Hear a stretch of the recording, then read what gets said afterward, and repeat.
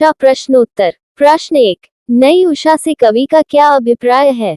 उत्तर। नई उषा से कवि का अभिप्राय है परतंत्रता, गुलामी की रात का अंत और आजादी के बाद विकास की नई शुरुआत। कवि यहाँ नई उषा यानी नई सुबह की बात कर रहा है।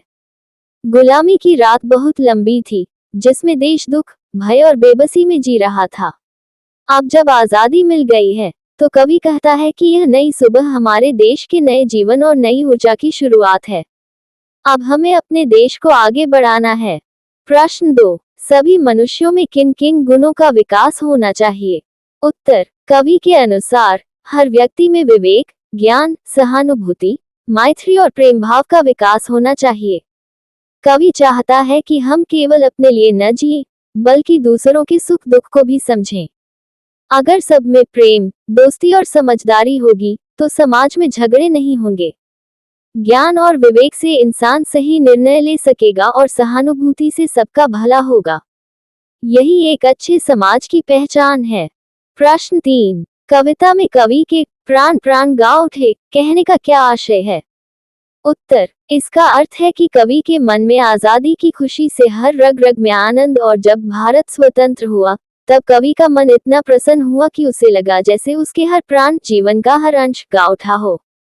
ये पंक्ति कवि के आनंद, उमंग और देशभक्ति की भावना को दर्शाती है। यह आजादी की खुशी का गीत है। प्रश्न 4। समाज को स्वाश्रयी कैसे बनाया जा सकता है? उत्तर। जब लोग मेहनत करें, आपसी झगड़े छोड़ दें और एक दूसरे की मदद करें, तो समाज स्वाश्रयी बन सकता है। स्वाश्रयी का मतलब होता है अपने बल पर खड़ा होने वाला समाज। कवि कहता है कि अगर समाज के लोग मेहनती और सहयोगी होंगे, तो उन्हें किसी पर निर्भर नहीं रहना पड़ेगा। प्रेम और एकता से समाज मजबूत बनेगा। इस तरह समाज आत्मनिर्भर होगा। प्रश्न 5। नई उषा कविता में कवि किन परिवर्तनों की ओर संकेत करता है? उत्तर। कवि ने आजादी के बाद भारत में शिक्षा, कार्य का अधिकार और आत्मविकास जैसे परिवर्तनों की ओर संकेत किया है। कवि कहना चाहता है कि अब जब हमें आजादी मिली है, तो हमें अशिक्षा, गरीबी और पिछड़ेपन को खत्म करना है।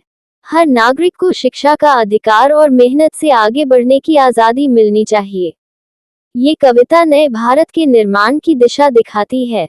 प्रश्न 6। कविता में वर्णित वसुंधरा सस्यश्यामला सदा कैसे बनी रह सकती है?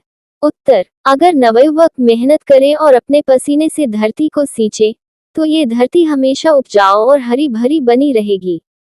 कवि ने युवाओं से कहा है, मेहनत ही धरती को जीवन देती है। जब किसान और युवा अपने श्रम से खेती करें, तो धरती हर साल फसलों से लहलहाती है।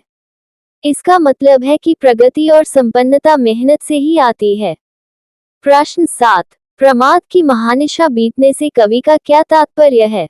उत्तर। इसका मतलब है कि अब अज्ञान, आलस्य और गुलामी की रात खत्म हो गई है। कवि महानिशा यानी लंबी रात को गुलामी और अंधकार का प्रतीक मानता है।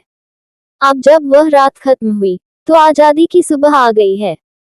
इसलिए कवि लोगों से कहता है कि अब जागो और काम करो, क्योंकि नया समय आ गया है। प्रश्न 8।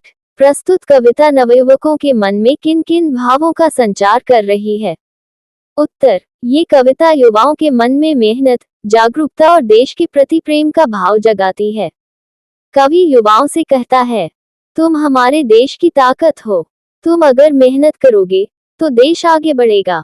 इस कविता में युवाओं को संकीर्ण सोच छोड़ने, अन्याय के खिलाफ आवाज उठाने और प्रगति की राह पर चलने की प्रेरणा दी गई है।